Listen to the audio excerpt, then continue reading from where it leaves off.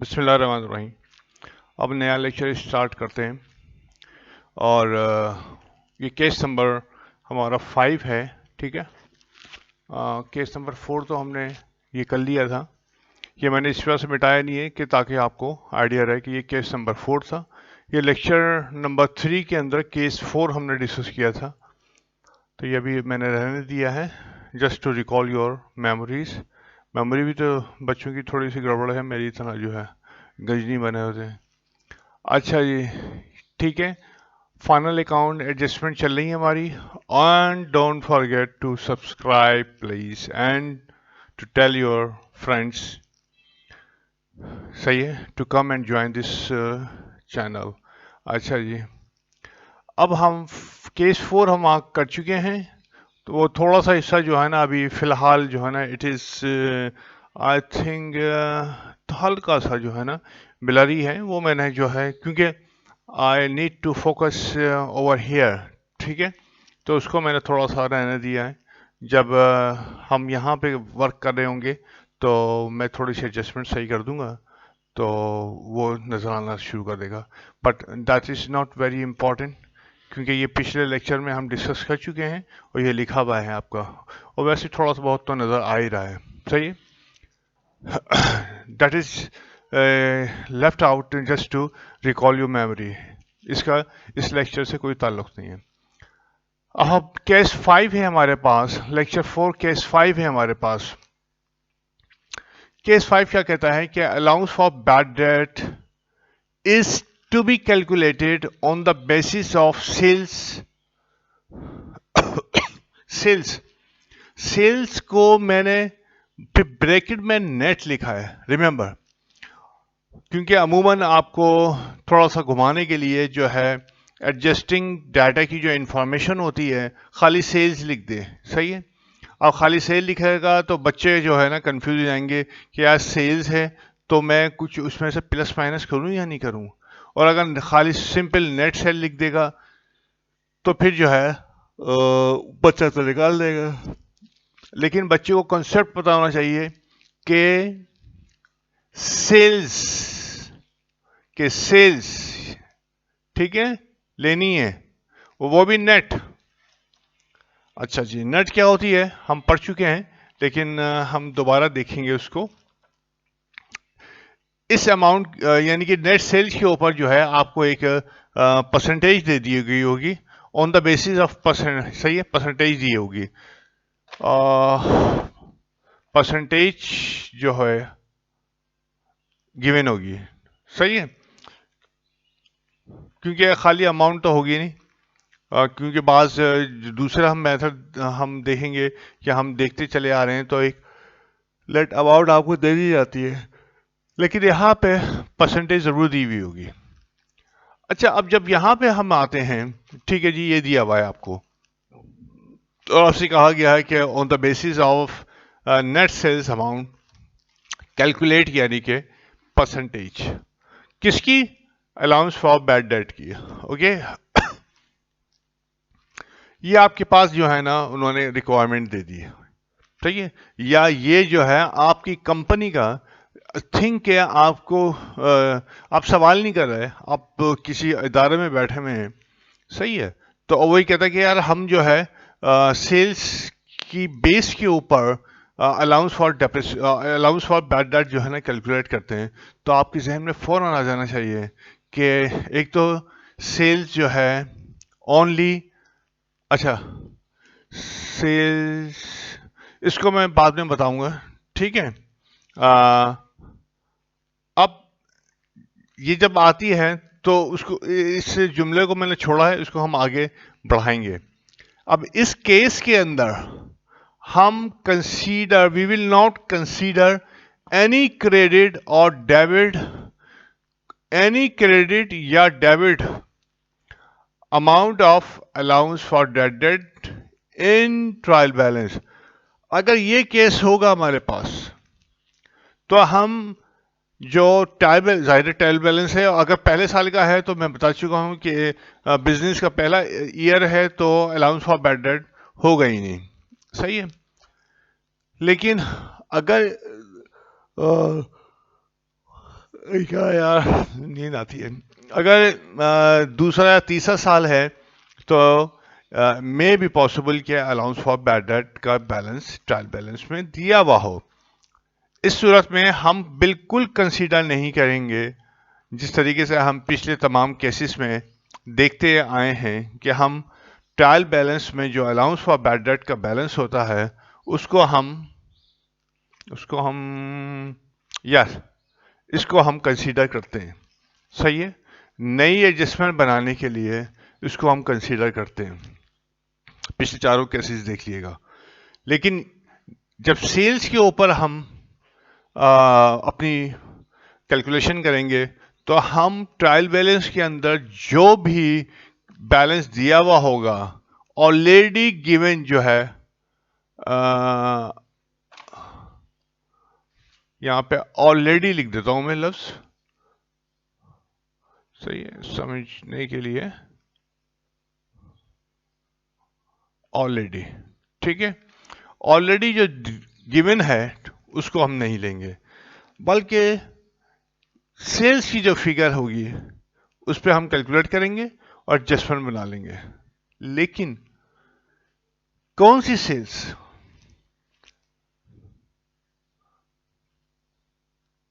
विच sales figure, ये कौन सी figure होनी चाहिए सेल्स की, ये सबसे अहम चीज है। ठीक है, रिमेंबर आपके पास दो होती हैं, एक कैश सेल्स होती है एंड दूसरी होती है क्रेडिट सेल्स। सही है, कैश सेल के ऊपर तो we have received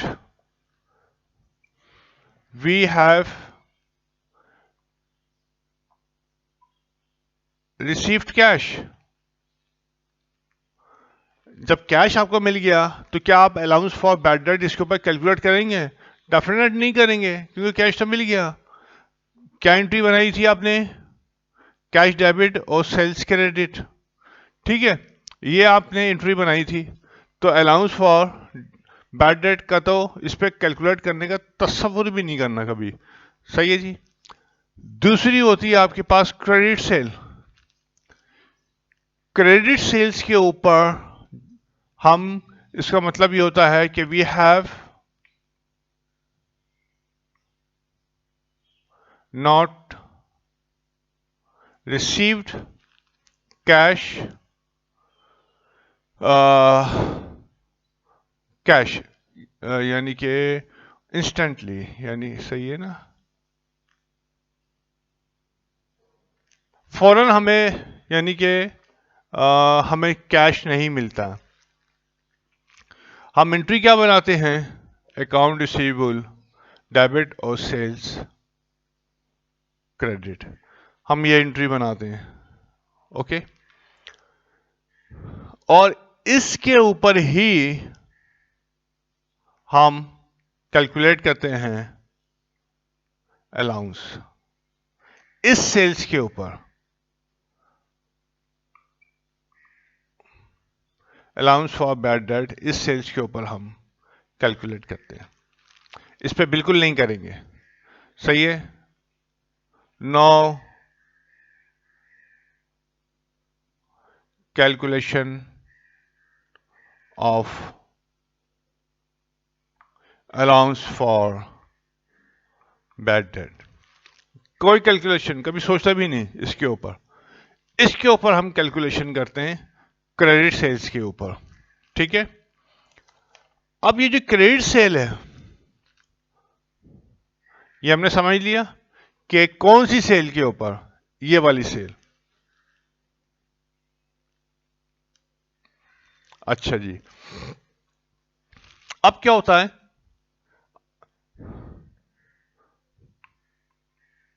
what credit sales amount, कौन सी अमाउंट होनी चाहिए सेल्स की? क्या सेल्स की वो अमाउंट होनी चाहिए कि जो कि फौरन हो रही है, क्योंकि सेल्स होने के बाद ये नॉर्मल प्रैक्टिस है कि आपको सेल्स होने के बाद आपको जो है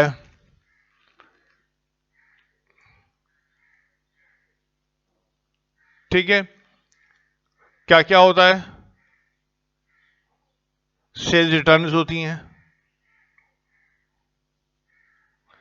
सेल्स अलाउंसेस होते हैं, और क्या होता है, सेल्स डिस्काउंट्स होते हैं,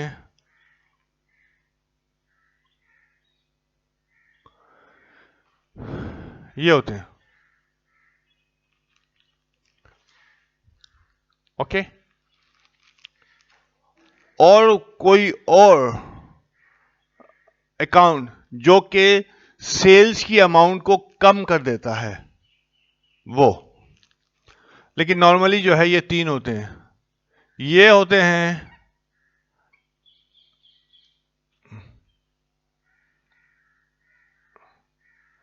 these are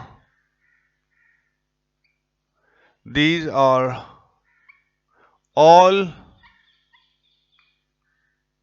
contra account against sales। ये तमाम जो है यहां से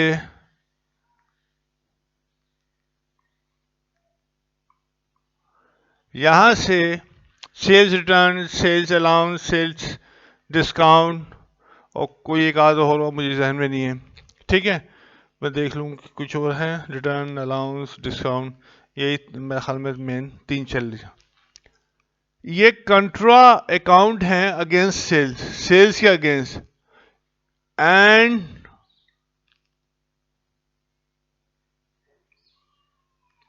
these reduces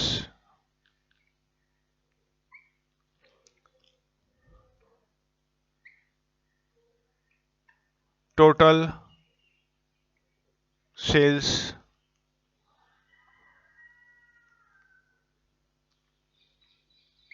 amount। और ये जो अकाउंट होते हैं इनका जो बैलेंस होता है वो जो टोटल सेल्स की अमाउंट होती है उसको कम कर देते हैं। सही है, कैसे? हम देख चुके हैं कि सेल्स, मिसाल के तौर पर हमने, हमारे पास आ गई, अमाउंट लिख देता हूं तो बेहतर रहेगा, है ना, अमाउंट लिख देता हूं कि सेल्स मिसाल के तौर पर आपके पास थी 50 लाख सेल्स थी, ये ग्रॉस सेल थी, हम ग्रॉस की बात कर रहे हैं जो ये वाली होती है। अब इसमें रिटर्न्स हुई, सेल्स रिटर्न्स हुई, मिसाल के तौर पर 1 लाख, सेल्स अलाउंस मिसाल के तौर पर 50,000, sales discount for example 1.5 lakh. ये तमाम के तमाम जो है आइटम जो है सेल्स की ग्रॉस जो है अमाउंट जो होती है उसमें से जो है हम लेस कर देते हैं, ठीक है, ये चीज होती है। अबे यार ये तार भी जो है ना मुश्किल, अच्छा जी, ये यूं ही करूंगा, ओके, ये तमाम, तो ये हो गए 2 लाख।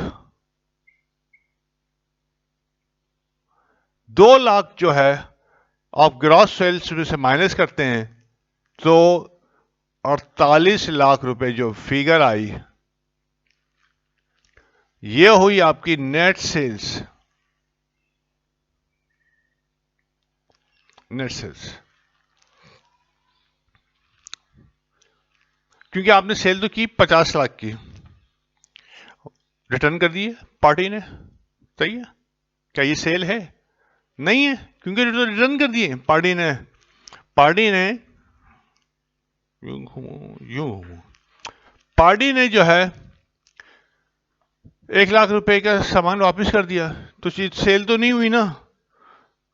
जाहिर है पार्टी के पास गया, आपने माल भिजवाया, पार्टी के पास गया, पार्टी ने उसको जो है चेक किया, उसमें से 1 लाख का अमाउंट जो है वो डिफेक्टिव था, उसने वापस कर दिया। तो ये आपकी सेल तो नहीं हुई, आपने वापस कर दिया, आपकी सेल ड्रॉप हो गई, 49 लाख हो गई।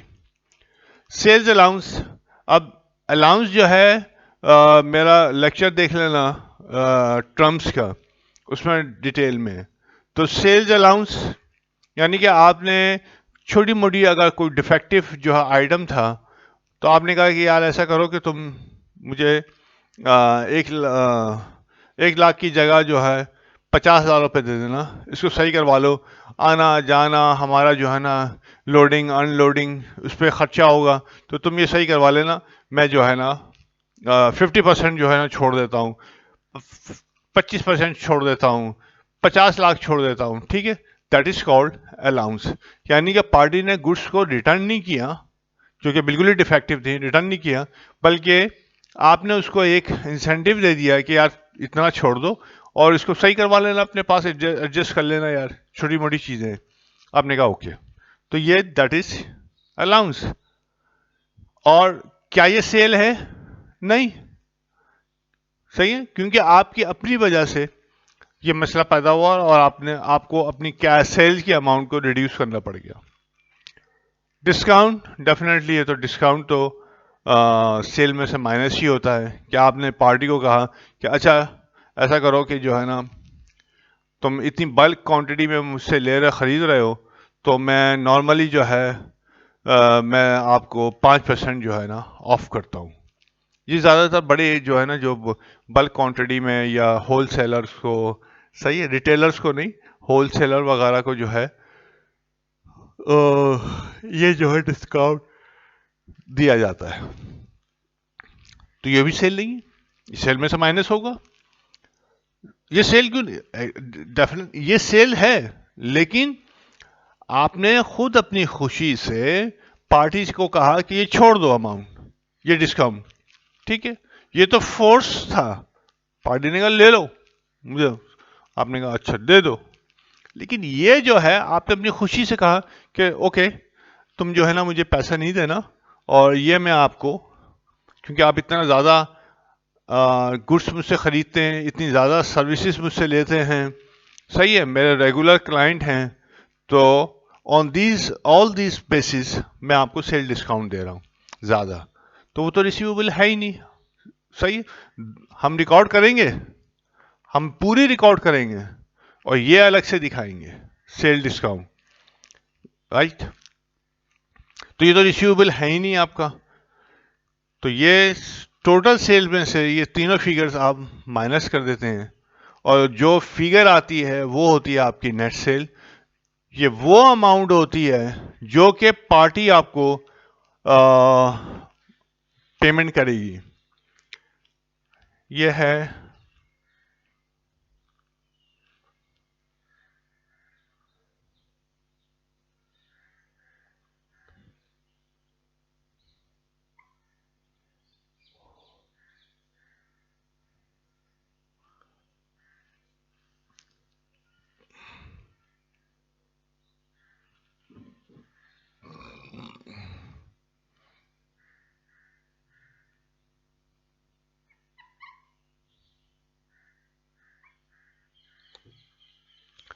यानी कि ये वो अमाउंट होती है, टील लगा दूंगा, this is that amount which your customer will pay you, जो कि आपका कस्टमर ये पे कर देगा। क्या कस्टमर ये पे करेगा? नहीं। क्या ये कस्टमर पे करेगा? नहीं। क्या ये कस्टमर पे करेगा? नहीं। तो इस ग्रॉस सेल्स में से जब आपने ये तमाम फिगर्स माइनस कर दी, तो जो अमाउंट आई नेट सेल की, तो ये वो अमाउंट है जो आपका कस्टमर जो है एग्रीज टू पे यू, ठीक है। अब ये तो मैंने आपको पूरा बैकग्राउंड समझाया, वो अब समझ में आ गया होगा, क्योंकि इस चीज को समझे बगैर जो है ये आप नहीं निकाल सकते, नेवर। ओके, ये चीज समझ ली। अब आप जाएंगे ट्रायल बैलेंस के अंदर और यू विल फाइंड, नाउ ये आपने देख लिया। नाउ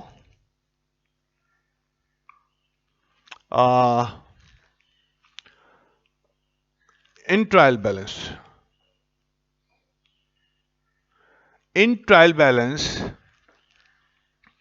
सही है, ये तो लेक्चर है। In trial balance we will check amount of sales, ठीक है, and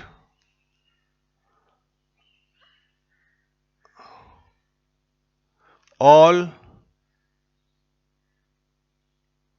contra sales account amount. Contra मैंने यहां पे लिख दिया है, समझे ना? चलो यार दोबारा लिख देता हूं मैं। For example return discount and क्या है, अलाउंस, ठीक है, एंड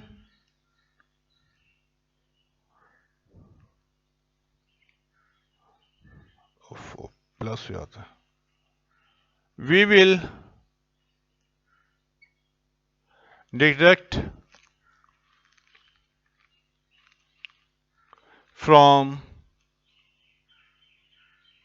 gross sales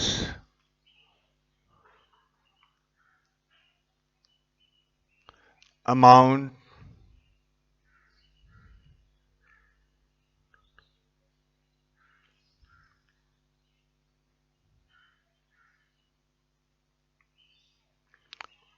all, थोड़ा सा जुमला आगे पीछे हो गया, सही कर लेना। All this contra account balances, ठीक है। टू क्यों find out net sales for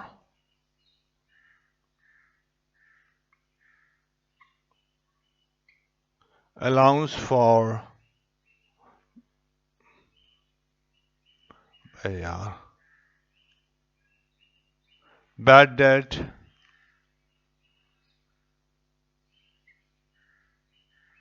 calculation. इस वजह से मैंने ये जो है तमाम पूरा मैंने ये लिखा है, कहाँ मुड़ूँ, ये यूं मुड़ूँ, हाँ, कि नोट नाउ जो है ये तो समझाने के लिए था, ठीक है।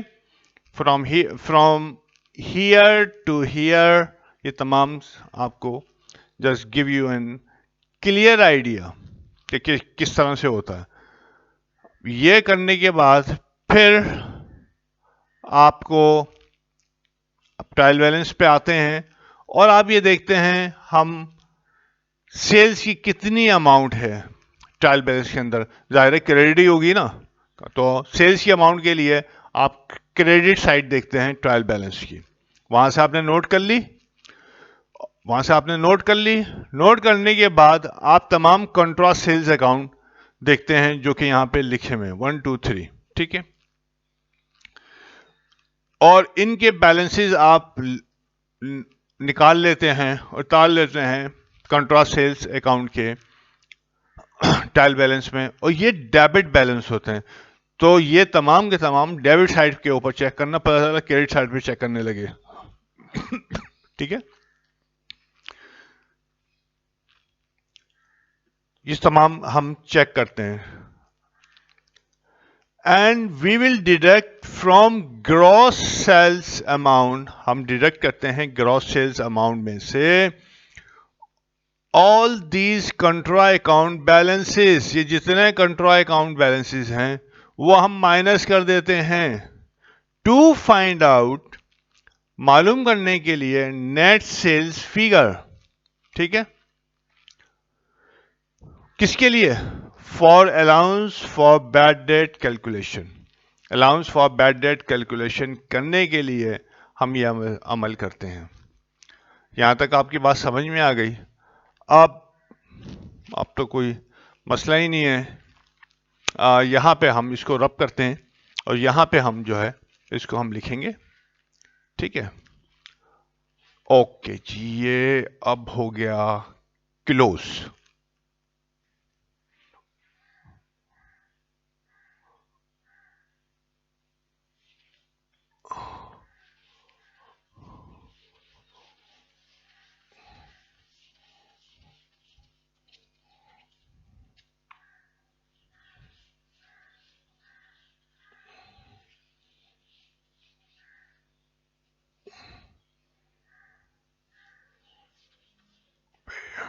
सारा काला हो जाता है। सही है, अब क्या किया आपने? Allowance for bad date calculation, सही है। नेट सेल फिगर लिख देता हूं मैं, FIG, ये फिगर है, कुछ और लिख लो, नीचे लिख देता हूं फिगर। ठीक है, FIGURE, फिगर, ये काम। अब फॉर एग्जांपल आपके पास कुछ भी हो सकती है, ये तो मैंने आपको बता दिया, कैलकुलेशन बता दी। अच्छा,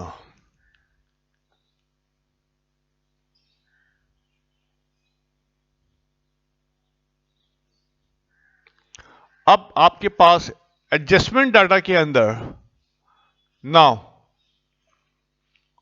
नाउ क्या, ये तो आपने ट्रायल बैलेंस के अंदर देखा, यस। अब आपने जो है चेक एडजस्टमेंट डाटा, जो कि एडिशनल डाटा होता है, नीचे दिया हुआ होता है, सही है, ट्रायल बैलेंस के नीचे डाटा फॉर एडजस्टमेंट भी कहलाता है। उसके अंदर for allowance for bad debt percentage, oh, इसको मैंने करना है, ये 5 है, केस 5 है। ठीक है, और लेक्चर 4, लेक्चर कौन सा था? Lecture 4, lecture 4 allowance for depreciation का लेक्चर 4 है ना? हाँ, अच्छा जी, ये केस नंबर 5 चल रहा था, हमने परसेंटेज दी, परसेंटेज दी हुई है, परसेंटेज क्या दी हुई है? अमूमन जो है सेल्स के ऊपर जो परसेंटेज होती है वो बहुत कम होती है, 1%, 1.5%, बहुत केस होता है कि 2%, क्योंकि नेट सेल की अमाउंट बहुत ह्यूज होती है असल में ना, तो इस वजह से 0.5%, 0.25%, तो नॉर्मली जो है ये 1.5 के अंदर ही अंदर जो है ना ये चल रही होती है। ये प्रैक्टिकली बता रहा हूँ मैं आपको, तो इतनी नहीं होती कि 5%, पता चला कि 10 करोड़ की सेल है, 5%, वो तो पूरा का पूरा आप जो है प्रॉफिट ही जो है ना आपने वाइप आउट कर दिया। लेकिन यही होती है 0.25, अब बहुत ज़्यादा बड़ी सेल है 0.25%, 0.5%, 0.75%, इस तरह से लुकिंग, यानी कि at the history of the your business कि कितनी होनी चाहिए। तो ये आपने कैलकुलेट किए गए जनाब परसेंटेज। फॉर एग्जाम्पल आपने कहा, फॉर एग्जाम्पल 0.5% 0.5% ऑन सेल्स। ये आपको दी हुई है एडजस्टमेंट डाटा के अंदर, सही है, डाटा फॉर एडजस्टमेंट के अंदर कि अलाउंस फॉर बैड डेट्स कितना बनाना है, 0.5% ऑफ सेल्स। अमूमन नेट वेट नहीं लिखता वो, सही है, उसको वो सिर्फ आपकी नॉलेज को चेक करना चाहता है कि क्या आपको ये कॉन्सेप्ट आता है क्या नहीं आता है। वो लिखिएगा सेल्स, कहीं मैंने देखा है कि वो नेट सेल भी लिख लेता है, बहुत शरीफ होगा एग्जामिनर के, उसने नेट सेल लिख दिया, लेकिन नेट सेल की फिगर आपको निकालनी पड़ती है, सही है, ये फिगर आपको कैलकुलेट करनी पड़ती है। तो now it's become very easy. अब यार कैलकुलेशन में गड़बड़ हो जाएगी, इसको 1% ले लेते हैं, मेरे पास कैलकुलेटर नहीं है यार, पिन नीचे जाना पड़ेगा, इसको ले लेते हैं 1.0%, यानी 1%। तो अलाउंस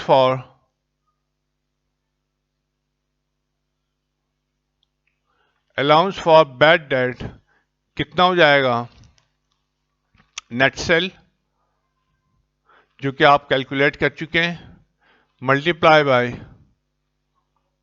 रेट, सही है। नेट सेल आप देख चुके हैं 48 लाख है, मल्टीप्लाई बाय 1%, ठीक है। कैलकुलेशन आपने की, 2 सिफर खत्म हो गए, 3 सिफर रह गए, 48,000 की जो है आपने एडजस्टमेंट कर दी। 48,000 को बस ठीक है 1%, 48,000 की आपने अलाउंस फॉर बैड डेट निकला, ठीक है। अब जो एडजस्टमेंट बनाएंगे आप वो इस अमाउंट की बनाएंगे, we will not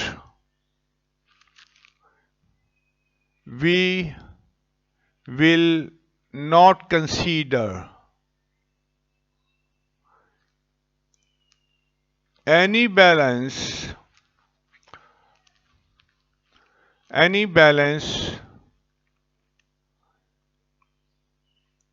given in trial balance. किसका बैलेंस? ट्रायल बैलेंस तो बहुत सारे होते हैं, ऑफ, यहां तक नहीं लिखूंगा मैं, of allowance for bad date हम नहीं कंसीडर करेंगे, बिल्कुल नहीं करेंगे, चाहे डेबिट हो या क्रेडिट हो, ये पहले ही मैं लिख चुका हूं, ठीक है। हम सिर्फ we will make only adjusting entry as per our calculation। हम सिंपल जो है, जो भी हम एडजस्टमेंट बना लेंगे, जो हमने कैलकुलेशन की है, ठीक है, उसके हिसाब से हम सिंपल एंट्री बना लेंगे। एडजस्टिंग एंट्री क्या होगी आपके पास, एडजस्टिंग एंट्री होगी बैड डेट। एडजस्टिंग एंट्री आपकी तब्दील कभी भी नहीं होती है, bad small D, bad DBT, bad debts expense हमेशा जो है डेबिट करेंगे, ठीक है, क्योंकि यू आर क्रिएटिंग अलाउंस, तो अलाउंस जो है एक्सपेंस के अगेंस्ट ही, क्योंकि अलाउंस के मीन्स क्रिएटिंग प्रोविजन, तो बैड डेट एक्सपेंस आप डेबिट कर देंगे 48,000 रुपए से, और अलाउंस फॉर बैड डेट आप क्रेडिट दे देंगे 48,000 रुपए से, ठीक है। ये आप एडजस्टिंग एंट्री बना देंगे। अगर हम, वैसे तो कोई मुश्किल नहीं है, आप बना सकते हैं। अब तो अलाउंस बनाएं का लेजर बनाएं, अलाउंस फॉर बैड डेट का लेजर बनाएं, तो यहां पे बैलेंस ओपनिंग मिसाल के तौर पर दिया हुआ है 35,000 रुपये, पहले से क्रेडिट बैलेंस दिया हुआ है 35,000 रुपये। आप इसको कुछ छड़े बनेंगे नहीं, बैड डेट्स एक्सपेंस, इससे 48,000 रुपये से ये क्रेडिट दे देंगे। ये ट्रायल बैलेंस का बैलेंस था, ठीक है। आपने कुछ नहीं किया, आपने सिर्फ वो फिगर उठाई और यहां पे लिख दी और आपके पास ये बैलेंस आ गया, अर्निंग बैलेंस आ गया 0,0,0,0,0,0,0, 8 5 13 का 3 4 4 8, इसका बैलेंस हो गया। और बैड डेट्स का तो आपको पता ही है कि आप यूं बना लीजिए, कोई मसला ही नहीं है आपको। बैड डेट्स का छोटा सा आपने बना लिया, ये चला गया बैड डेट एक्सपेंस 48,000, ये अलाउंस से आया आपके पास, ये आपके चला गया इनकम स्टेटमेंट में, ये आपका गया बैलेंस शीट के अंदर, और अकाउंट रिसीवेबल के अकाउंट को आप माइनस कर देते हैं। अकाउंट रिसीवेबल मिसाल के तौर पर आपके पास 85 लाख रुपए का है, इसमें से लेस कर देंगे कितना, अलाउंस, कितना हो गया 48।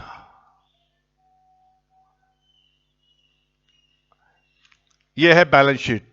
अब ये कितना हुआ ये तो यार निकालना बड़ा मुश्किल है। 3 सिफर, 3 सिफर 3 सिफर 2 है,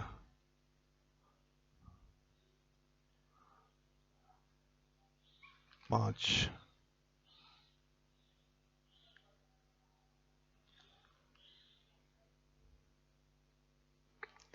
ये हो गया है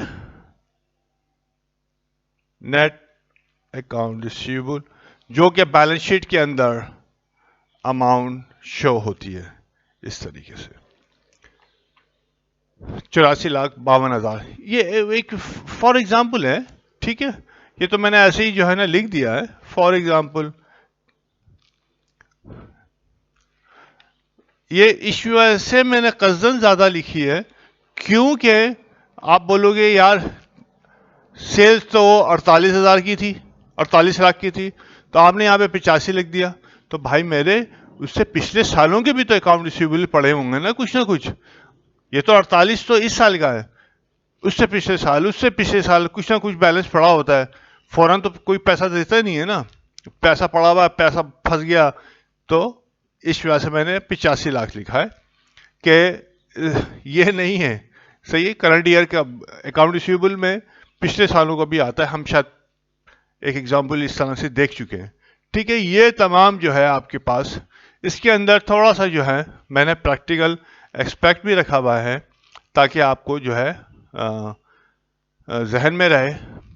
अगर आप इसको अल्हम्दुलिल्लाह 1 2 दफ़ा 3 दफ़ा आप ये कर लोगे, इसी तरीके से समझ के आप कर लोगे, तो आपको आगे जो है प्रोफेशनल स्टडीज के ऊपर आपको परेशानी नहीं होगी।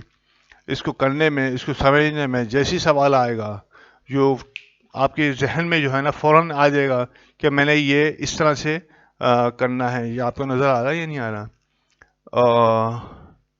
बिल्कुल सही है, ठीक है। ये तमाम चीज़ें उतार लेना। अब जो है